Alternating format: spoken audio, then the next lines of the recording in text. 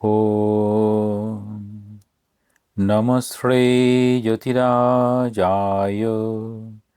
विवेकानन्दशूरये सच्चित्सुखस्वरूपाय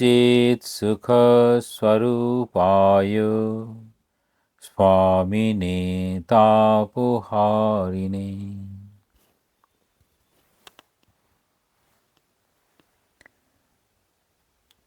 আজ কর্মযোগ কর্তব্য কি এই অধ্যায়ের 43 পৃষ্ঠা থেকে পড়া হবে। 43 পৃষ্ঠার মাঝামাঝি পর্যন্ত পড়া হয়েছিল।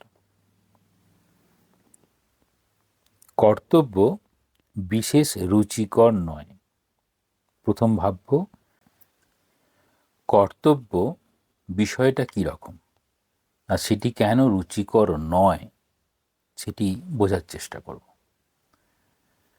কর্তব্য বিষয়টা এইরকম, যে সমাজে যে অবস্থায় যেটি করার কথা বা দীর্ঘদিন যে সমাজ যেরকমভাবে নির্ধারণ করে দিয়েছে, পুরুষের ক্ষেত্রে একরকম, নারীর ক্ষেত্রে একরকম, আবার বিভিন্ন ভূমিকায়, সেখানে কন্যা জায়া মাতা নারীর ক্ষেত্রে, পুরুষের ক্ষেত্রে পুত্র পতি পিতা ইত্যাদি।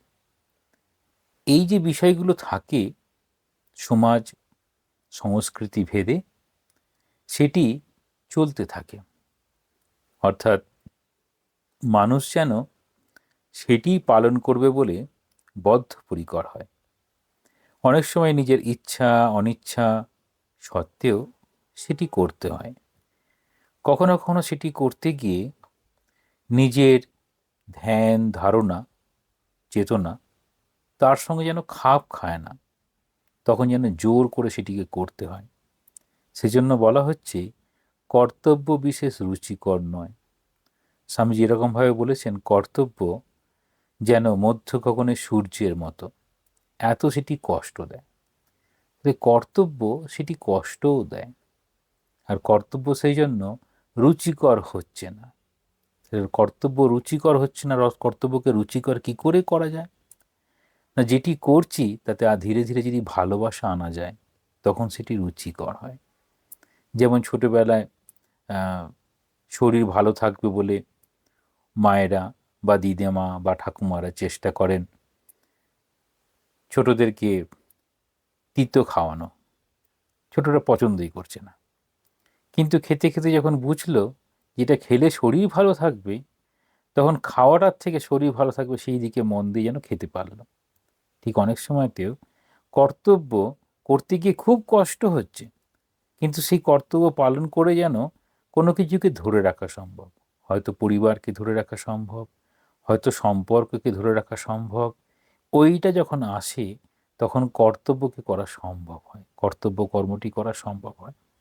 সেই জন্য বলছেন কর্তব্য বিশেষ রুচিকর নয়। প্রেম কর্তব্য চক্রকে স্নেহসিক্ত করিলে তবেই উহা বেশ সহজভাবে চলিতে থাকে, নতুবা কর্তব্য ক্রমাগত সংঘর্ষ। তাহলে বিষয়টা বলছেন প্রেম ভালোবাসা। এখানে প্রেম ভালোবাসা কিছুটা নিঃস্বার্থ ভাব নিয়ে যদি চলে তাহলে সম্ভব। সেই প্রেম ভালোবাসা সহানুভূতি এই রকম বিশেষ বিশেষ গুণ, আমাদের মানবিক গুণ, এই গুণগুলো যখন আসে তখন এই কর্তব্য চক্র, এখানে কর্তব্যকে চক্রের সঙ্গে তুলনা করা হয়েছে, মানে সেটি আবর্তিত। অর্থাৎ ওই কর্তব্য আমি ছোটবেলায় যেরকমভাবে বাবা মা স্নেহ পেয়েছি, ঠিক সেরকম বড় হয়ে পরবর্তী প্রজন্মের কাছেও ঠিক সেই রকম স্নেহ মায়া মমতা যেন ছড়িয়ে দিচ্ছে। পারিবারিক রীতি নীতি এইগুলোকে কেন্দ্র করে আমাদের একটা বন্ধন তৈরি হয়। সেই জন্য সমাজ সেই বন্ধনটা ধরে রাখতে চায়। সেই জন্য পারিবারিক রীতিগুলো আমরা ছাড়তে চাই না। যেভাবে আমাদেরকে দিয়েছে আমরা যেন সেটি পরম্পরা বজায় করে চলেছি। তাহলে এই বজায় করে রেখে চলার চেষ্টা করছেন, সেখানে বলছেন যদি এই স্নেহ সিক্ত, তাহলে স্নেহ ভালোবাসা এসেছে, সেটা যদি ওই কর্তব্য চক্রের সঙ্গে যদি যুক্ত করা যায় তবেই সেটি সহজভাবে চলতে পারে। অর্থাৎ যেটি বিশেষ রুচিকর ছিল না সেটিও যেন এখন পালন করা সম্ভব হচ্ছে। বলছেন অন্যথা কিভাবে পিতা মাতা সন্তানের প্রতি, তাহলে পিতা মাতা সন্তানের প্রতি, সন্তান পিতা মাতার প্রতি, স্বামী স্ত্রীর প্রতি এবং স্ত্রী স্বামীর প্রতি কর্তব্য পালন করিতে পারে। তাহলে এখানে দেখানো হচ্ছে পরিবার কেন্দ্রিক একটা কর্তব্য।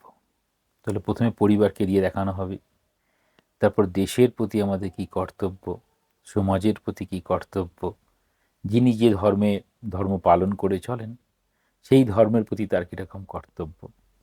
এরকম ধীরে ধীরে কর্তব্যের পরিধি বাড়বে, গুরু শিষ্যের মধ্যে কর্তব্য এইরকম। তাহলে বলছেন অন্যথা কিভাবে পিতামাতা সন্তানের প্রতি, সন্তান পিতামাতার প্রতি, স্বামী স্ত্রীর প্রতি এবং স্ত্রী স্বামীর প্রতি কর্তব্য পালন করিতে পারে।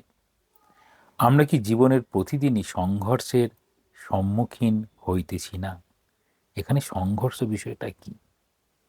প্রতিদিন বলছেন সংঘর্ষের সম্মুখীন হচ্ছে। সংঘর্ষ, আমি একটা ধারণা নিয়ে বড় হলাম, সেটি বর্তমানে সেই ধারণা সেরকম কার্যকরী হচ্ছে না। তাহলে বেশ কিছুদিন ছাড়া ছাড়া সমাজের মধ্যে অনেক পরিবর্তন আসবে, ভাবনার পরিবর্তন আসবে। যেমন ধরা যাক, আমরা ছোটবেলায় শিক্ষকদের যেরকমভাবে সম্মান দিতাম বা শিক্ষক আমার কাছে যে রূপে প্রতিভাত হতো, বর্তমানে যারা এখন ছোট তারা কি শিক্ষকের সঙ্গে সেরকম সম্পর্ক ধরে রাখতে পারে? বলছে পারে না। তাহলে সময়ের সাথে সংস্কৃতির পরিবর্তনে এগুলো সবসময় সংঘর্ষের সম্মুখীন হবে। তাহলে বিষয়টা হচ্ছে সংঘর্ষ কখন হয়? যখন উভয় পক্ষ সেটিকে সহজভাবে মেনে নেয় না, তখন আসে সংঘর্ষ। আমরা যদি মনে করি আমাদের ছোটবেলায় যখন পরীক্ষা দিতে যেতাম তখন নিজেকে একাই যেতে হতো।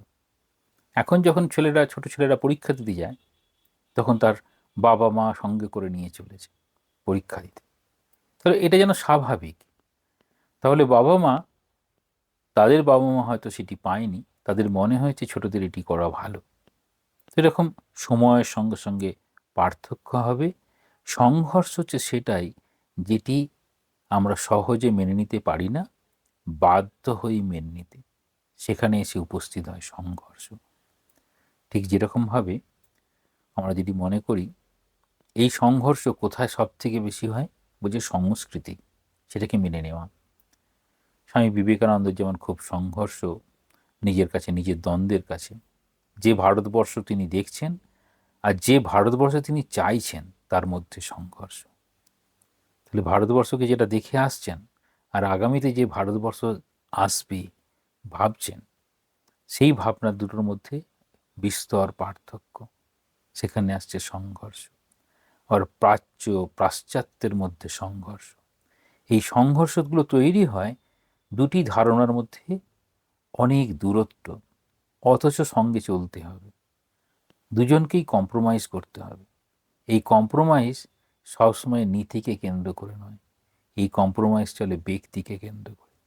তাহলে কর্তব্য ব্যক্তিকে কেন্দ্র করে নীতির সঙ্গে সমঝোতা করার চেষ্টা করি, সেখানে চলে আসে সংঘর্ষের বড় দুর্বিষয় বিষয়। ঠিক সেই সংঘর্ষ উপস্থিত হয়েছে, সেই সংঘর্ষ প্রতিদিন আমাদের সামনে এসে দাঁড়াচ্ছে। আমরা নীতিকে নেব না মানুষকে নেব, প্রিন্সিপাল না পিপল। তাহলে এই পার্সন আর প্রিন্সিপালের মধ্যে যে আদর্শের পার্থক্য হয়, চলার পথে যে পার্থক্য হয়, সেটি কিভাবে মেনে নেব, সেটিতেই সংঘর্ষ সে উপস্থিত হবে। অথচ পিতার কর্তব্য, মায়ের কর্তব্য, সন্তানের কর্তব্য, আমরা সবসময় অন্যের দিকে আঙুল দেখিয়ে বলি এটি আপনার কর্তব্য, কিন্তু সেক্ষেত্রে নিজের কর্তব্য কি সেটি ভুলে যাই। তাহলে এই যে ভুলে যাই বলে অন্যের কর্তব্যের দিকে বেশি আঙুল তুলি। একটি কথা বলা হয়, যখনই আমরা আঙুল দেখানোর চেষ্টা করি তখন একটি আঙুল তার দিকে থাকে আর বাকি তিনটি আঙুল, অর্থাৎ আমাদের যেটা ইন্ডেক্স ফিঙ্গার তর্জনী, সেটি সামনের দিকে, বাকি আঙুলগুলো মধ্যমা, অনামিকা, কনিষ্ঠা এটা যেন নিজের দিকে, অর্থাৎ অন্যের দিকে যখনই দোষারোপ করার চেষ্টা করব, বাকি দোষগুলো যেন আমার কাছে এসে হাজির হবে। তাহলে এই সংঘর্ষ যখন হবে তখন দেখার চেষ্টা করতে হবে এই কর্তব্যে আমার নিজের কি করণীয় ছিল। এবার বলছেন প্রেম মিশ্রিত হইলেই কর্তব্য রুচিকর হয়। তাহলে প্রথমে বলছেন এই অনুচ্ছেদের প্রথমে শুরু করেছিলেন কর্তব্য বিশেষ রুচিকর নয়, আর কিভাবে রুচিকর হবে সেটি বলছেন প্রেম মিশ্রিত হইলেই কর্তব্য রুচিকর হয়। আবার বলছেন প্রেম আবার কেবল স্বাধীনতাতেই দীপ্তি পায়। তাহলে যে প্রেম স্বাধীনতা নিয়ে আসে, অর্থাৎ বিস্তারে সাহায্য করে, সেটিকে প্রেম বলা হয়। আর বাকি প্রেমের আকারে দেখালেও সেটি যদি বন্ধনের কারণ হয় তাহলে সেটি সত্যিকারের প্রেম হবে না। সেটি কীরকম হবে? দেখাচ্ছে প্রেম কিন্তু প্রেম নয়। বলছেন ইন্দ্রিয়ের দাস, ক্রোধের দাস, ঈর্ষার দাস, আরও যে শত শত ছোট ছোট ঘটনা জীবনে প্রত্যহ ঘটিবেই, সেইগুলির দাস হয় কি স্বাধীনতা?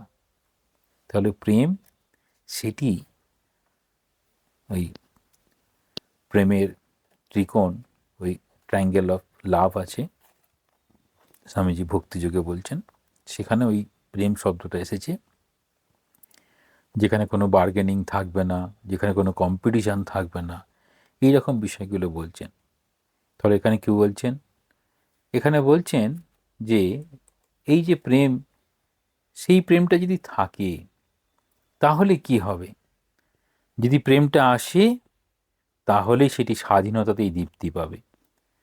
কিন্তু ইন্দ্রিয়ের দাস, ক্রোধের দাস, ঈর্ষার দাস, সাধারণত সেই প্রেম যদি কখনো কখনো ইন্দ্রিয়ের দাস রূপেই যেন প্রেম প্রতিভাত হয়েছে, আবার সেই ইন্দ্রিয়ের অধীনে যাওয়া থেকে নিজেকে সরিয়ে রাখার কারণে তখন হয়ে যাবে ক্রোধের দাস। আবার যেন কম্পিটিশান চলে এসে যেন ঈর্ষা চলে এসেছে। তাহলে এরকম ঘটনাগুলো ঘটছে। আমরা জীবনে যেসব ছোটোখাটো রূঢ় সংঘর্ষের সম্মুখীন হই, ওইগুলি সহ্য করাই স্বাধীনতার সর্বোচ্চ অভিব্যক্তি। তাহলে কি বলছেন? জীবনে রূঢ় সংঘর্ষের সম্মুখীন হই, অর্থাৎ আমরা চাই না সেরকম সংঘর্ষ, কিন্তু সংঘর্ষ এসে হাজির হয়। সংঘর্ষ কীরকম? নিজের সঙ্গে নিজের সংঘর্ষ প্রথম। আমি নিজেকে কেন এই পরিস্থিতি থেকে দূরে রাখতে পারলাম না, আমি ওই পরিস্থিতির মধ্যে ঢুকে পড়লাম, অর্থাৎ যেন কনফ্লিক্ট তৈরি হলো, প্রথমে নিজের সঙ্গে নিজের, তারপরে অন্যের সঙ্গে আমার। সেই কনফ্লিক্টের কারণ একদম বেসিক কজ বলে বলছেন ইন্দ্রিয়ের দাস, ক্রোধের দাস, ঈর্ষার দাস, সেইগুলো হচ্ছে সংঘর্ষ, রূঢ় সংঘর্ষের সম্মুখীন হলো। এইবার ওইটা থেকে যদি সহ্য করতে পারা যায়, মানে নিজেকে যদি সেখান থেকে দূরে রাখার চেষ্টা করা যায়, সেটি বলছেন স্বাধীনতার সর্বোচ্চ অভিব্যক্তি। তাহলে প্রকৃত প্রেম সেটি হচ্ছে স্বাধীনতার উচ্চতর অভিব্যক্তি। আর সাধারণভাবে সাধারণের দৃষ্টি যেসব আমরা প্রেম বলি, সেটি আসলে দেখা যাবে খুব ভালো করে যদি দেখা যায়, হয়তো ক্রোধের দাস, ঈর্ষার দাস, ইন্দ্রিয়ের দাস ইত্যাদি রূপে প্রকাশ পেয়েছে। এইবার দেখাচ্ছেন সমাজের চিত্র, যেটা আমরা দেখি সমাজে, খুব ভালো করে দেখলে এটা দেখা যাবে। স্বামীজি খুব ভালো করে মানুষকে দেখতেন। স্বামীজি নিজেই বলছেন, পাশ্চাত্যে গিয়ে আমার একটা এরকম হয়েছিল, লোকের চোখের ভেতর থেকে, মানে চোখের ভেতর দেখে সেই মানুষটাকে বুঝতে পারতাম।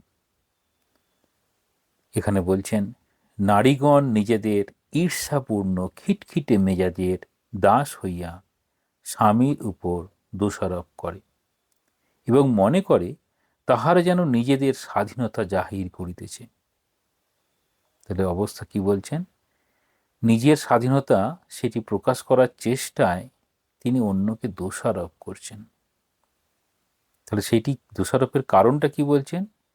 ঈর্ষাপূর্ণ খিটখিটে মেজাজ। তাহলে ঈর্ষাপূর্ণ খিটখিটে মেজাজ সেটি খুব বলবতী হয়েছে। তার বহিঃপ্রকাশ কীরকম হচ্ছে না, স্বামীর উপর দোষারোপ। তাহলে নিজের যদি ঈর্ষাপূর্ণ খিটখিটে মেজাজটা না থাকতো, তাহলে এই স্বামীর উপর দোষারোপ করতো না। সাধারণভাবে কি কেন ঈর্ষাপূর্ণ ঘটনাগুলো ঘটার কারণ কি? কখনো মনে হবে এটা স্বামী স্ত্রীর সামাজিক ঘটনায় দেখা যায়, মনে হবে যেন স্বামী তার বেশিরভাগ কথা মায়ের কথা শুনে চলছে, বন্ধুর কথা শুনে চলছে, এই রকম তার যেন কোনো আন্ডারস্ট্যান্ডিংই নেই। একটা প্রচলিত কথায় আছে, পুরুষের জীবন সারা জীবনটাই সে ছাত্রের মতো কাটায়। প্রথম বিবাহের আগে পর্যন্ত যেন মায়ের ছাত্র, বিবাহের পরে হচ্ছে স্ত্রীর ছাত্র, তারপর নিজেরা যখন সন্তান লাভ করলো, বিশেষ করে যদি কন্যা সন্তান থাকে, তারপরে হয়ে যাবে কন্যার ছাত্র। এই সারা জীবন পুরুষের জীবন যেন ছাত্রের মতো, কিন্তু যাকে ছাত্র মনে করছে সেই আবার প্রয়োজনে মায়ের প্রয়োজনে মাকে উপদেশ দিচ্ছে, স্ত্রীর প্রয়োজনে স্ত্রীকে উপদেশ দিচ্ছে, কন্যার প্রয়োজনে কন্যাকে উপদেশ দিচ্ছে। এই অবস্থাটা একই রকমভাবে যেমন পুরুষের ঘটে, একই রকম কন্যার ক্ষেত্রেও মানে নারীর ক্ষেত্রেও ঘটে। কীরকম বলছেন নারীর ক্ষেত্রে? তাহারা জানে না যে এই রূপে তাহারা নিজেদের দাসী বলিয়াই প্রতিপন্ন করিতেছে। তাহলে কি বললেন? যে ঈর্ষাপূর্ণ খেটখেটে মেজাজ হওয়ার জন্য স্বামীর উপর দোষারোপ, এইরকম ভেবে নিজের স্বাধীনতা প্রকাশ করতে গিয়ে নিজেই দাসী হয়ে গেলেন। আবার ঠিক বিপরীতটা বলছেন, যে সকল স্বামী সর্বদাই স্ত্রীর দোষ দেখে, ঠিক বিপরীতটা, স্ত্রীর দোষ দেখে, তাহাদের সম্বন্ধেও একই কথা। তাহলে দোষ দেখার আগেই তিনি কি করছেন? নিজের মনটা, নিজের দৃষ্টিভঙ্গি সেখানে ভীষণ পার্থক্য তৈরি করেছে। কোনো ঘটনা পুঙ্খানুপুঙ্খ বিচার না করে সেই সম্পর্কে মন্তব্য করার বিশেষ প্রবণতা, সেটি হচ্ছে এই ঈর্ষাপূর্ণ খিটখিটে মেজাজের বহিঃপ্রকাশ। এবার বলছেন, তাহলে স্বামী স্ত্রীর দোষ দেখা, স্ত্রীর স্বামীর দোষ দেখা। তাহলে আমরা যে দোষে গুণে মানুষ, কিংবা আমরা আমাদের প্রকৃতিকে অনুসরণ করতে বাধ্য। স্বামী যেমন বলছেন, man has to follow his own nature. মানুষ তার নিজের প্রকৃতিকে অনুসরণ করতে বাধ্য। তাহলে সেই প্রকৃতিকে অনুসরণ করতে গিয়ে তিনি সেই প্রকৃতি অনুসরণ করবেন, আর সঙ্গে সঙ্গে উচ্চতম ধারণা এলে পরে তার প্রকৃতি পরিবর্তন হবে। তবে ধারণা যদি না আসে, তাহলে তো তার ওই রকম উন্নত হতে পারে না। এবার বলছেন যে পবিত্রতা রক্ষা করাই পুরুষ ও স্ত্রীর প্রথম ধর্ম। তাহলে প্রথম ধর্ম বলছেন পবিত্রতা রক্ষা করা। এটি খুব বড় বিষয়। পবিত্রতা, যে সমাজ যেরকমভাবে পবিত্রতা ধারণা দেয়, সেই সমাজ সেই সেই সমাজের মানুষগুলো পবিত্রতা সম্পর্কে সেটি ভাবে। আর সত্যিকারের পবিত্রতা বলতে কি বোঝাবে? যার মনটা হচ্ছে শুদ্ধ স্বভাবের দিকে যাচ্ছে, তিনি হচ্ছেন পবিত্র। আর খুব সহজ কথায় বলতে গেলে, যত একজন মানুষ যত সত্য, এই সত্য রজতম সত্য গুণ লাভ করার চেষ্টা করছেন, তিনি তত পবিত্র। আর রজ এবং তত যত যাবেন, তত ওই সবগুলো এসে হাজির হবে। তাহলে প্রথমে বলছেন পবিত্রতা রক্ষা করাই পুরুষ ও স্ত্রীর প্রথম ধর্ম। এমন মানুষ নাই বলিলেই হয়, তা সে যতদূর বিপদগামী হোক না কেন, যাহাকে নম্রা প্রেমিকা সতী স্ত্রী সৎপথে ফিরাইয়া আনিতে না পারেন। এটি আমরা যদি ভক্তমালিকায় কালীপদ ঘোষের জীবন পড়ি, তাহলে দেখা যাবে কালীপদ ঘোষের স্ত্রী মায়ের কাছে গিয়েছিলেন। তার স্বামী ভালো চরিত্রের মানুষ ছিলেন না, তো কালীপদ ঘোষের স্ত্রী মায়ের কাছে গিয়ে প্রার্থনা করেছিলেন। মা তাকে বিশেষ কিছু বলেছিলেন, সঙ্গে একটু বেলপাতা দিয়েছিলেন। মায়ের নির্দেশে তার স্ত্রী সেগুলো পালন করতে শুরু করেন। পরবর্তীতে কালীপদ ঘোষ মানুষটাই একবারে ঠিক বিপরীত হয়ে গেলেন। যেসব গুণ নিয়ে তিনি তার নিজের চরিত্রে কালিমা এনেছিলেন, সেই সমস্ত গুণ চলে গিয়ে তিনি ভালো মানুষ হয়েছিলেন। এখানে বলছেন, তাহলে নম্রা প্রেমিকা সতী স্ত্রী সৎ পথে ফিরাইয়া আনিতে না পারেন। জগৎ এখনো এতটা মন্দ হয় নাই। তাহলে জগৎ এখনো এতটা মন্দ হয় নাই মানে কখনোই আমরা যেরকম যতটা মন্দ বলি ততটা মন্দ নয়।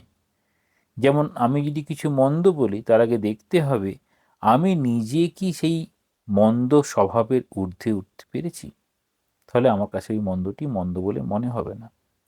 সমুদয় জগতে আমরা নৃশংস পতি এবং পুরুষের অপবিত্রতা সম্বন্ধে অনেক কথা শুনি। তো এই সমুদয় জগৎ কি বলছে? নৃশংস পতি এবং পুরুষের অপবিত্রতা সম্বন্ধে অনেক কথা শুনি, কিন্তু ইহা কি সত্য নয় যে নৃশংস ও অপবিত্র নারীর সংখ্যা যত, ওইরূপ পুরুষের সংখ্যাও ঠিক তত? বলে স্বামীজি প্রশ্ন তুলেছেন।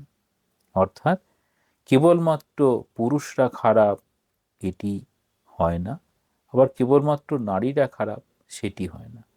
তাহলে স্বামী এবং স্ত্রী বা নারী এবং পুরুষ উভয়ই ভালো মন্দে মিশে। তাহলে ভালো মন্দ এই দোষে গুণে মানুষ সেটিকে স্বীকার করে নিয়ে এটি বলছেন। এবার বলছেন, নারীগণ সর্বদা যেরূপ সগর্বে বলেন, তাহলে নারীরা যেরূপ সগর্বে বলেন মানে পুরুষ যে বলেন না তা নয়, এখানে নারীর কথা বলে বলছেন নারীগণ সর্বদা যেরূপ সগর্বে বলেন এবং তাহা শুনিয়া লোকেও যেরূপ বিশ্বাস করে। যদি সকল নারী সেইরূপ সৎ ও পবিত্র হইতেন, তবে আমি নিঃসংশয়ে বলিতে পারি পৃথিবীতে একটিও অপবিত্র পুরুষ থাকিত না। তো এটা খুব খেয়াল করব। তাহলে নারীদের দৃষ্টিতে পুরুষের স্বরূপ সেটি বোঝানোর চেষ্টা করছেন সেই সময়ে, অর্থাৎ বর্তমানে যত নিউজে যেমনভাবে প্রকাশ পায়, নেগেটিভ নিউজটা বেশি হয়। এই নেগেটিভ নিউজ বেশি হওয়ার জন্য খুব মুশকিল, পজিটিভ নিউজটা কম হয়। তাহলে সেখানে বলছেন এই নেগেটিভ নিউজ হলে তো পজিটিভ দিকে যাবে না। তাহলে নেগেটিভ নিউজে কি বলছেন? যে নারীদের কথা বলছেন যে তারা সবাই ভালো, সৎ, পবিত্র।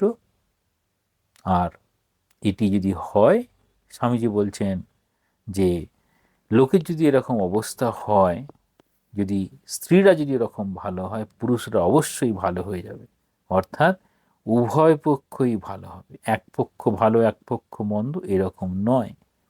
তাহলে বলছেন যদি এইরকম সকল নারী যেরকম বলেন, খেয়াল করব আমি যেরকম বলবো আমি কি ঠিক সেই রকম?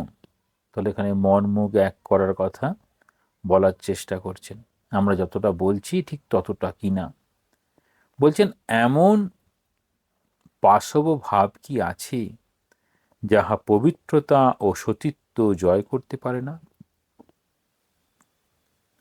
তাহলে বলছেন পবিত্রতা ও সতীত্ব দিয়ে সব কিছু জয় করা সম্ভব।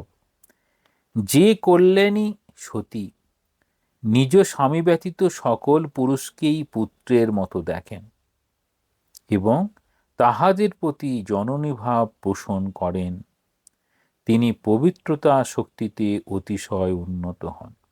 এবারে বলছেন একজন কিভাবে নিজের চরিত্রকে মহান করতে পারেন, তার পথটা বলছেন স্বামীজি।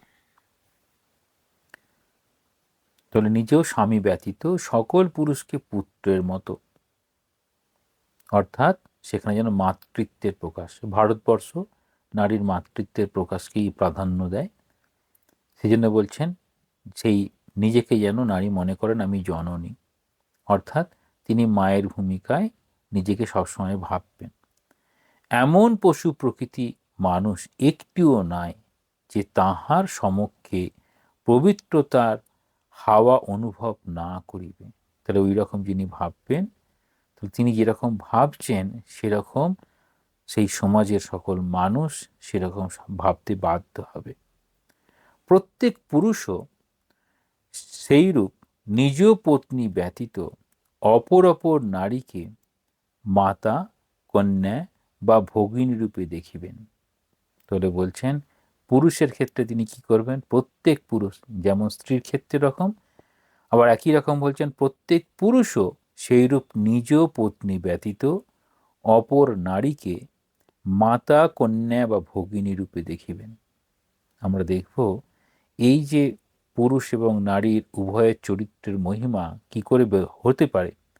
মায়ের একটি কথা আছে, কাঠের পুতুল মেয়ে মানুষ বলে পা দিয়ে ছুঁবে না, এরকম বলছেন। তাহলে মেয়ে মানুষ হিসাবে দেখা যাবে না। তাহলে মেয়েদের ক্ষেত্রে বা নারীদের দিকে একজন পুরুষ কোন দৃষ্টিতে তাকাবেন, সেটি কর্মযোগে স্বামীজি বলছেন মাতা, কন্যা বা ভগিনী রূপে দেখিবেন। তাহলে এই 3 রূপে দেখলেই সেই পুরুষ মহান হবেন। যে ব্যক্তি আবার ধর্মাচার্য হইতে ইচ্ছুক তিনি প্রত্যেক নারীকে মাতৃদৃষ্টিতে দেখিবেন এবং সর্বদা সেরূপ ব্যবহার করিবেন। ধর্মের পথে যিনি চলেছেন, ধর্মাচার্য মানে ধর্মের আচার্য হইতে ইচ্ছুক তিনি প্রত্যেক নারীকে মাতৃদৃষ্টিতে দেখিবেন এবং সর্বদা সেরূপ ব্যবহার করিবেন। তাহলে একজন মানুষ মহান কি করে হতে পারেন, তার দৃষ্টিভঙ্গি কীরকম হবে সেটি বলছেন। এবার বলছেন জগতে মায়ের স্থান সকলের উপরে। এটি জগতের কথা বলছেন, কিন্তু এটা বিশেষভাবে ভারতবর্ষের কথা। ভারতবর্ষে মায়ের স্থান সকলের উপরে, সেই জন্য ভারতবর্ষে নারীকে মাতৃরূপে পূজা করা হয়। কারণ মাতৃভাবেই সর্বাপেক্ষা অধিক নিঃস্বার্থপরতার শিক্ষা ও প্রয়োগ করা যায়। কেন বলছেন মায়ের স্থান সব থেকে উঁচু? তার কারণ বলছেন সেখানে নিঃস্বার্থপরতার শিক্ষা ও প্রয়োগ। তবে মায়ের স্বাভাবিকভাবে সন্তানদের প্রতি তার যা কর্তব্য কর্ম করেন সেটা সম্পূর্ণরূপে নিঃস্বার্থপরতার প্রকাশ। একমাত্র ভগবৎ প্রেমী মায়ের ভালোবাসা অপেক্ষা উচ্চতর, আর সব ভালোবাসা নিম্নতর। তাহলে বলছেন জগতে এই ভগবৎ প্রেম অর্থাৎ ঈশ্বরীয় প্রেম, সেটি কেবলমাত্র মায়ের ভালোবাসার থেকে উঁচুতে। তাহলে প্রথম হচ্ছে ঈশ্বরের প্রতি প্রেম, দ্বিতীয় হচ্ছে মায়ের প্রতি ভালোবাসা, বাকি সব ভালোবাসা তারপর। তাহলে বাকি আর সব ভালোবাসা নিম্নতর। মাতার কর্তব্য প্রথমে নিজ সন্তানদের বিষয়ে চিন্তা করা, তারপর নিজের বিষয়। এটি ভারতীয় মায়ের ক্ষেত্রে।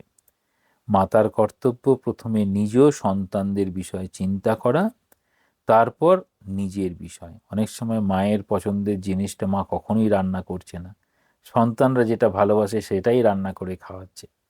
আর আমার নিজের দেখা যে গরম ফোলা লুচিগুলো সব সন্তানদের খাওয়াচ্ছেন, আর ঠান্ডা হয়ে গেছে যেটা হয়তো লুচিটা ফোলেইনি সেটা মায়েরা খাচ্ছে, বোনেরা খাচ্ছে, এইরকম।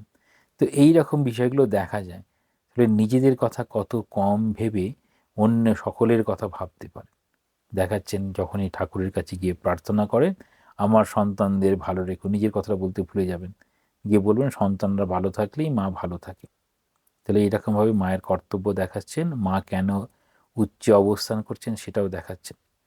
কিন্তু তাহা না করিয়া যদি পিতামাতা সর্বদা প্রথমে নিজেদের বিষয় ভাবেন, এটা হচ্ছে ওয়েস্টার্ন কনসেপ্ট, ইন্ডিয়ান কনসেপ্ট নয়, যদিও ভারতবর্ষে এখন এই ভাবটা চলে আসছে। পিতামাতা প্রথমে যদি নিজেদের কথা ভাবেন, কেন ভারতবর্ষে চলে আসছে বলছি, আপনারা দেখবেন আমরা ছোটোবেলায় দেখেছি ছোট ছোট শিশুগুলোকে মা বা বাবা নিয়ে রাস্তায় হাঁটছেন, তো সন্তান শিশুগুলো থাকতো রাস্তা থেকে বাইরের দিকে মানে ফুটপাতের দিকে, আর বাবা বা মা রাস্তার দিকে। আর এখন ঠিক উল্টো, বাবা মা হচ্ছে ফুটপাতের দিকে আর ছোট শিশুটা হচ্ছে রাস্তার দিকে।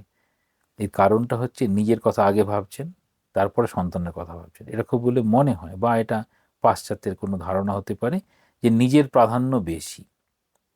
তবে ফল এই হয় যে পিতামাতা ও সন্তানদের মধ্যে সম্বন্ধ দাঁড়ায় পাখি ও তাহার ছানার সম্বন্ধের মতো।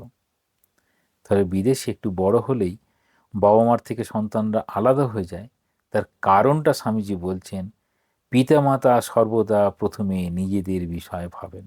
তাহলে যেখানেই পিতামাতা প্রথমে নিজেদের বিষয়ে ভাববেন, সেটি হচ্ছে ওয়েস্টার্ন কনসেপ্টের মতো। সন্তানরা একটু বড় হলেই পাখি যেমন বাবা মার থেকে আলাদা হয়ে যায়, এই সন্তানগুলো আলাদা হয়ে যাবে। তাহলে সন্তান আলাদা হয়ে গেলে বাবা মা একা পড়ে থাকবে। তাহলে এখন ওল্ড এজ হোমের কনসেপ্ট যেমন হবে আসছে। পাখির ছানাদের ডানা উঠিলে তাহারা আর বাপ মাকে চিনিতে পারে না। উদাহরণ দিচ্ছেন, পাখিদের জীবনের সঙ্গে মনুষ্য সমাজের উদাহরণ দিয়ে বলছেন যে পাখিদের ছানাদের তাদের ডানাগুলো হয়ে গেল, উঠতে শিখে গেল, খেতে শিখে গেল, ব্যাস আলাদা হয়ে গেল। তাহলে একটু বড় হলেই, স্বাবলম্বী হলেই আলাদা হয়ে যাবে।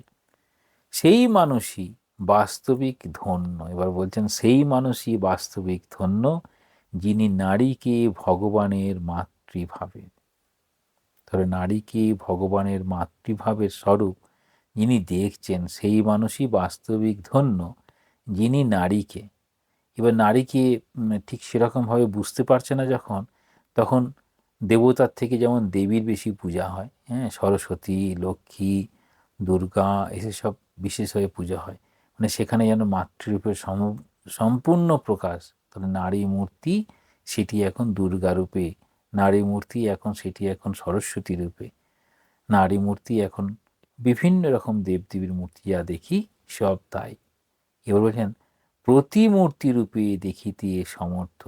তাহলে প্রতিমূর্তি, খেয়াল করব, সেটি দেখতে যেন সমর্থ হচ্ছেন। সেই নারীও ধন্য যাহার চক্ষে, এবার নারীদের ক্ষেত্রে বলছেন, সেই নারীও ধন্য যাহার চক্ষে পুরুষ ভগবানের পিতৃভাবের প্রতি। তাহলে পুরুষ পিতৃভাবে, অর্থাৎ তার অসুবিধায় যেন সে সমস্ত সাহায্যটা তার পুরুষের কাছ থেকে পায়। জীবনে যত অসুবিধা হলো, যেখানে অসুবিধা হচ্ছে, উপদেশ লাভে বা সাহায্য প্রার্থীভাবে সেই পুরুষের কাছে যাচ্ছেন, পুরুষকে ভগবানের পিতার রূপ দেখছেন। সেই সন্তানেরাও ধন্য, এবার সন্তানদের কথা বলছেন, সেই সন্তানেরাও ধন্য যাহারা তাহার পিতা মাতাকে পৃথিবীতে প্রকাশিত ভগবানের সত্তার রূপে দেখিতে সমর্থ। তাহলে স্বামীজিটা সবগুলো বলছেন, পিতৃদেব ভব, মাতৃদেব ভব, আচার্য দেব ভব, অতিথি দেব ভব, এই সবাইকে দেবতার জায়গায় নিয়ে আসছেন। তাহলে প্রথমেই নারীর কথা বললেন পুরুষের কাছে, কিংবা নারীর কাছেও নারীর অবস্থা, সেটি হচ্ছে মাতৃভাবের প্রকাশ, অর্থাৎ সমগ্র নারী মাতৃভাবের প্রকাশ, সমগ্র পুরুষ পিতৃভাবের প্রকাশ। আর সব এই পিতা মাতাকে সন্তান, যারা সন্তান সম, তারা যেন ভগবানের প্রতিনিধিভাবে দেখছেন, বা ভগবানের সত্তা, নিজের পিতামাতাকে তো অবশ্যই। তাহলে এখানে বলতে চাইলেন যে প্রত্যেক মানুষ তার নিজের জীবনটাকে কত ভালো রাখবে, নিজের জীবনটাকে কীরকমভাবে আদর্শ স্বরূপে তাদের সন্তানদের কাছে তুলে ধরতে পারে, এটি দেখানোর বিষয়। এবার বলছেন, উন্নতি লাভের একমাত্র উপায়। তাহলে আমরা সবাই কি চাই? উন্নতি চাই, কেউ অবনতি চাই না। সেই উন্নতি লাভের একমাত্র উপায় কি? সেটা বলছেন, আমাদের হাতে যে কর্তব্য রহিয়াছে। তাহলে শিক্ষকের কর্তব্য শিক্ষাদান করা, ছাত্রের কর্তব্য পড়াশোনা করা, যার যে অবস্থান সেই অনুযায়ী যা যা কর্ম, তাহা অনুষ্ঠান করিয়া ধীরে ধীরে শক্তি সঞ্চয় করা। তাহলে কর্তব্য কর্ম করে শক্তি সঞ্চয় করা যায়, এবং ক্রমশ অগ্রসর হওয়া, যে পর্যন্ত না আমরা সেই সর্বোচ্চ অবস্থায় উপনীত হতে পারি। তাহলে যতক্ষণ না সেই সর্বোচ্চ অবস্থায় উপনীত হতে পারছি, ততক্ষণ এই কর্তব্য কর্ম করে যেতে হবে। তাহলে কর্তব্য কর্ম করতে করতে আমরা কোন জায়গায় পৌঁছাবো? যে আমরা বিশেষ শক্তি লাভ করব। বিশেষ শক্তি লাভ করে তখন আমরা নিজেদেরকে প্রকাশ করব। তাহলে যতক্ষণ না সেই শক্তি লাভ হয়, ততক্ষণ আমরা প্রকাশ করতে পারি না। শক্তি সেরকম, যখন শক্তি আসে তখনই প্রকাশ করে। বলছি, গাছটা বড় হয়েছে কি করে বুঝবো? না, গাছটা ফুল দিতে পেরেছে, গাছটা ফল দিতে পেরেছে, গাছটা বড় হয়েছে। তা তাদের দেওয়ার আগে পর্যন্ত তাকে সেই শক্তিটাকে সঞ্চয় করতে হয়েছিল। এবার বলছেন, প্রত্যহ আবোল তাবোল বকে এমন একজন অধ্যাপক অপেক্ষা। তাহলে বলছেন প্রতিদিন যে আবোল তাবোল বকছে এই রকম অধ্যাপক, অর্থাৎ যিনি শিক্ষা দেবেন, শিক্ষা দেন, সেই রকম অধ্যাপক অপেক্ষা যে মুচি সর্বাপেক্ষা কম সময়ের মধ্যে একজোড়া শক্ত ও সুন্দর জুতা প্রস্তুত করিয়া দিতে পারে সে বড়, অবশ্য তাহার নিজ ব্যবসার ও কার্যের দৃষ্টিতে। খেয়াল করব, তাহলে বলছেন আবোল তাবোল যিনি বকেন, কথা বলেন, অর্থাৎ এখানে বলা হয় এই নট থিঙ্কিং কেয়ারলেসনেস, মানে আবোল তাবোল বকতে বকতে কি যে বলছেন তার মাথা মুন্ডু কিছু নেই। তাহলে সেই রকম যদি অধ্যাপক, অর্থাৎ তিনি শিক্ষক, তিনি শিক্ষা দেওয়ার অধিকার লাভ করেছেন, অধ্যাপক হয়েছেন, কিন্তু তিনি যদি আবোল তাবোল বলতে শুরু করেন, তার থেকে এই যে মুচি সর্বাপেক্ষা কম সময়ের মধ্যে একজোড়া শক্ত সুন্দর জুতা প্রস্তুত করিয়া দিতে পারে সে বড়, বলেই বলছেন কোন দিক থেকে? অবশ্য তাহার নিজ ব্যবসার ও কার্যের দৃষ্টিতে। তাহলে ব্যবহারিক উপযোগিতা যেখানে আছে তার উপরে নির্ভর করবে। তাহলে ব্যবহারিক উপযোগিতা যদি না থাকে, তাহলে বিদ্যার ব্যবহারিক প্রয়োগ, তাহলে বিদ্যা থাকবে, যদি ব্যবহারিক প্রয়োগ না থাকে তাহলে সেটি কোনো কাজের নয়। অর্থাৎ একজন হয়তো অনেক উচ্চশিক্ষা লাভ করেছে কিন্তু নিজের পায়ে নিজে দাঁড়াতে সক্ষম নয়, অর্থাৎ উপার্জন করতে সক্ষম হননি, সিদ্ধান্ত নিতে সক্ষম হননি, তাহলে সেই রকম শিক্ষার কি প্রয়োজন আছে? তাহলে সেটা বলছেন যে মুচির সঙ্গে তুলনা করলেন অধ্যাপকের, অর্থাৎ যে জ্ঞান লাভ করেছেন সেই জ্ঞানের ব্যবহারিক প্রয়োগ দিয়ে নিজের সমস্যার সমাধান করছেন, অর্থাৎ এখানে উপার্জন করছেন কার্যের দৃষ্টিতে, মানে ব্যবহারিক দৃষ্টির কথা বললেন। এইবার স্বামীজি বলবেন সেটি কি ব্যাদ গীতার গল্প। এই গল্পটা আপনারা নিশ্চিতভাবে সকলে পড়ে নিয়েছেন। তো গল্পটা এরকম বলা হয় যে কে কোন জায়গায় রয়েছে। তাহলে বলছেন যে সন্ন্যাসীর সঙ্গে তুলনা করছেন গৃহিণীর, তারপর গৃহিণী পাঠাচ্ছেন একজন ব্যাধের কাছে, তারপর সেই ব্যাধের কাছে গিয়ে শিক্ষা লাভ করেছেন, এইরকম গল্পটি আছে। তাহলে এখানে আমরা চলে আসবো 46 পৃষ্ঠায়, সেখানে বলছেন যে কি করছেন, কি করে এই গৃহস্থ নারী, গৃহিণী, তিনি কি করে পেলেন। তিনি বলছেন, সারা জীবন আমি কর্তব্য পালন করিবার চেষ্টা করিয়াছি। বিবাহের পূর্বে মাতা পিতার প্রতি কন্যার কর্তব্য পালন করিয়াছি, এখন বিবাহিত হইয়া স্বামীর প্রতি আমার কর্তব্য করিতেছি, ইহাই আমার যোগাভ্যাস। তাহলে গৃহস্থ জীবনের যোগাভ্যাস এখানে বলা হলো, যিনি যে অবস্থায় রয়েছেন তিনি সেই অবস্থায় কর্তব্য কর্ম করছেন, সেটাই তার যোগাভ্যাস। এই কর্তব্য করিয়াই আমার জ্ঞান চক্ষু খুলিয়াছে, তাহাতেই আমি তোমার মনোভাব ও অরণ্যে তোমার কৃত সমুদয় ব্যাপার জানিতে পারিয়াছি। তাহলে বলছেন আমি এই আমার কর্তব্য কর্ম সেটি আমার কাছে যোগাভ্যাস, তার মধ্যেই আমি সব জানতে পেরেছি। তারপরে তিনি নির্দেশ দিচ্ছেন যদি আরও বেশি জানতে হয় তাহলে ওই ব্যাধের কাছে। সন্ন্যাসী ভাবিলেন ওই নগরে একটি ব্যাধের কাছে কেন যাইব, কিন্তু গেলেন। তাহলে ওই গৃহিণী বললেন, তার কথা শুনে গেলেন। এবার গিয়ে দেখছেন সেখানে যেন মনে হচ্ছে পিশাচের অবতার। তারপর তো চোখ তুলে তিনি বুঝতে পারলেন, তিনি বলছেন, স্বামীন, সেই মহিলাটি কি আপনাকে এখানে পাঠাইয়াছেন? আমার বেচাকেনা শেষ না হওয়া পর্যন্ত অনুগ্রহ করিয়া একটু বসুন। সন্ন্যাসী ভাবিলেন এখানে আমার কি হইবে। আচ্ছা, তারপর তবু একটু বসলেন, কাজ শেষ হয়ে গেল। তারপর সন্ন্যাসীকে বলেন, আসুন মহাশয়, আমার বাটিতে আসুন। গৃহে উপনীত হইলে ব্যাদ তাহাকে একটি আসন দিয়া বলিলেন, একটু অপেক্ষা করুন। তারপর বাটির ভিতর গিয়া তাহার পিতা মাতার হাত পা ধোয়াইয়া দিল, তাহাদিওকে খাওয়াইল, সর্বপ্রকারে তাহাদের সন্তোষ বিধান করিল। তারপর সন্ন্যাসীর নিকট আসিয়া একটি আসনে উপবেশন করিয়া বলিল, আপনি আমাকে দেখিতে আসিয়াছেন, বলুন আপনার কি করিতে পারি। তখন সন্ন্যাসী তাহাকে আত্মা ও পরমাত্মা সম্বন্ধে কতকগুলি প্রশ্ন করিলেন। তাহলে আত্মা এবং পরমাত্মা সম্পর্কে সন্ন্যাসী প্রশ্ন করছেন, উত্তর দিচ্ছেন ব্যাদ। ঠিক উল্টোটা, সাধারণভাবে সন্ন্যাসীর কাছে আসেন সাধারণ মানুষ এই সব জ্ঞান লাভের জন্য, কিন্তু এখানে ব্যাদ রূপে তিনি হচ্ছেন শিক্ষক, আর সেই সন্ন্যাসী তিনি জানতে গেছেন। তাহলে বলছেন মহাভারত গ্রন্থের অংশরূপে তাহা ব্যাদ গীতা নামে প্রসিদ্ধ। সেটি কি না, সন্ন্যাসী প্রশ্ন করছেন, উত্তর দিচ্ছেন ব্যাদ। তাহলে উত্তরে ব্যাদ যে উপদেশ দিল সেই উপদেশ অবলম্বনে তৈরি হলো ব্যাদ গীতা। এবার এখানে স্বামীজি বলছেন এই ব্যাদ গীতা হচ্ছে চূড়ান্ত বেদান্ত, দর্শনের চরম সীমা। তোমরা ভগবদ গীতার নাম শুনিয়াছ, উহা শ্রীকৃষ্ণের উপদেশ। তাহলে ওখানে শ্রীকৃষ্ণ যে উপদেশ দিয়েছিলেন আত্মা পরমাত্মা, এই সাধন আমাদের কীরকমভাবে দৈবাসুর সম্পদ বিভাগ যোগ হয়, মোক্ষযোগ কীরকম, জ্ঞানযোগ, ধ্যানযোগ, ভক্তিযোগ, সব এরকম বলছেন। তাহলে ঠিক সেরকম অদ্বৈত বেদান্তের কথা বলছেন, উপদেশ দিচ্ছেন ব্যাদ রূপে শিক্ষক। স্বামীজি আরও বলছেন, ভগবদ্গীতা পাঠ শেষ করিয়া তোমাদের এই ব্যাদ গীতা পাঠ করা উচিত, ইহা বেদান্ত দর্শনের চূড়ান্ত ভাব। তাহলে বলছেন শিক্ষা এবং শিক্ষক।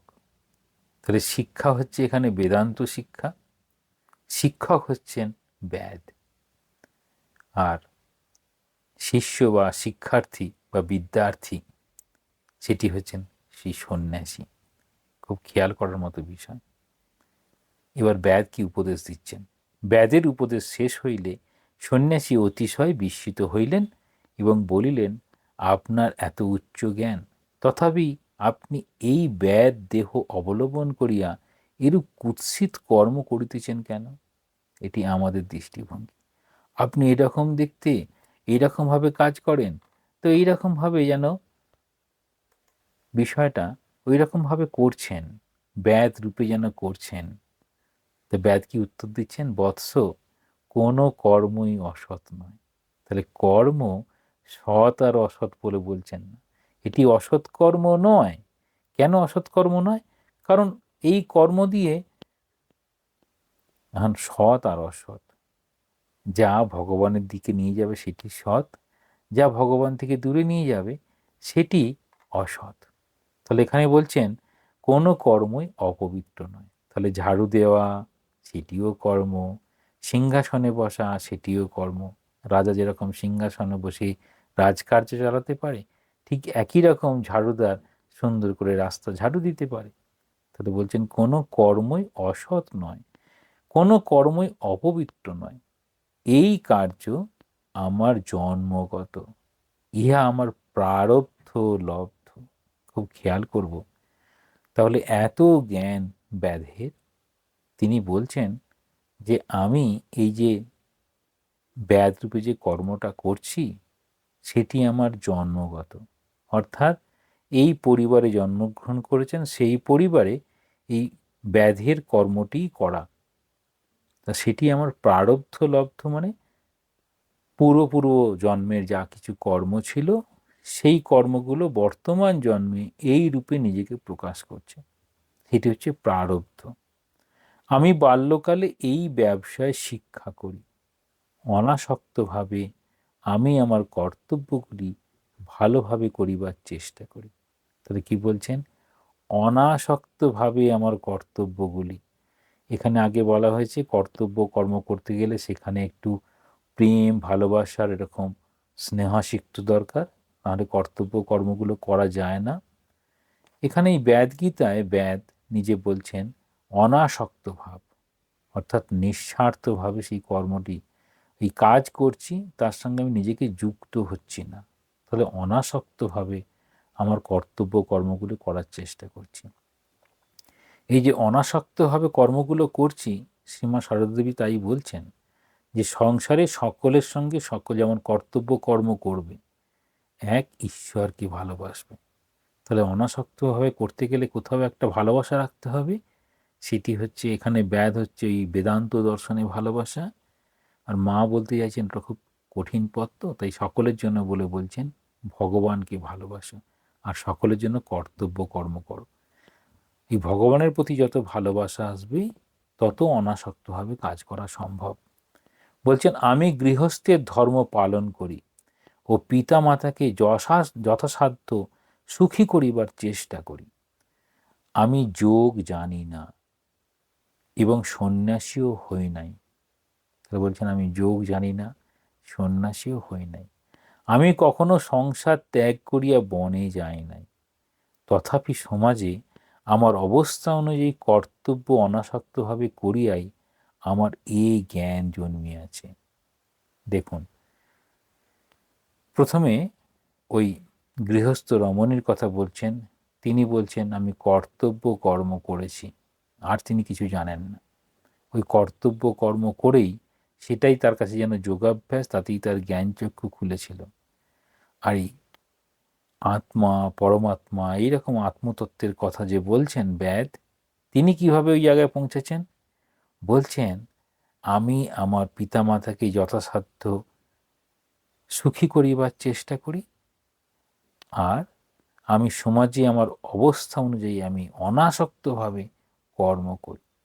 তাহলে কর্তব্য কর্ম অনাসক্ত রূপে করার চেষ্টা করেছেন। আর প্রথমটাই ছিল কেবলমাত্র কর্তব্য কর্ম করা, ওই গৃহস্থ রমণীর কথায়। এবার বলছেন স্বামীজি প্রহরী ভাবার কথা বলবেন। ভারতে একজন জ্ঞানী পুরুষ আছে, মহাপুরুষ আছেন। আচ্ছা, আমরা এটা খুব ভালো করে দেখার চেষ্টা করি। সেটি হচ্ছে এই যে প্রারব্ধ বশেই আমাদের জন্ম হয়, আর সেই প্রারব্ধ বশে জন্ম যখন হচ্ছে, তাহলে সেই কর্মগুলো, আমি যা কিছু কর্ম করছি, যদি এই জন্মেই আমার ভগবান লাভ না হয়, তাহলে আমার শুভ অশুভ মিশ্রিত কর্ম পরবর্তী জীবনে চলে আসবে। এই পরবর্তী জীবনে যখন যাবে শুভ অশুভ কর্মের যেন রেজাল্ট্যান্ট, তাহলে সেই আমাদের স্থূল শরীরের নাশ, অন্নময় কোষের নাশ হবে। তারপর সূক্ষ্ম শরীর এবং কারণ শরীর জীবাত্মার সঙ্গে যাবে। আর জ্ঞান লাভ হয়ে গেলে তখন আর ওইগুলো সঙ্গে যায় না। তাহলে বলছেন এই অবস্থায় যা কিছু আমরা কর্ম করলাম, যার ফলগুলো এই জীবনে এলো না, তাহলে সেগুলো আমাদের প্রারব্ধ রূপে পরবর্তী জন্ম শুরু হলো। তাহলে বলছেন এই যে আমরা কর্ম করি, সেই কর্ম করে আমরা কি সেই প্রারব্ধর বশেই কর্ম করছি, না কর্ম করতে করতে আমাদের বিশেষ ভাব আসবে, যে ভাবটা নিয়ে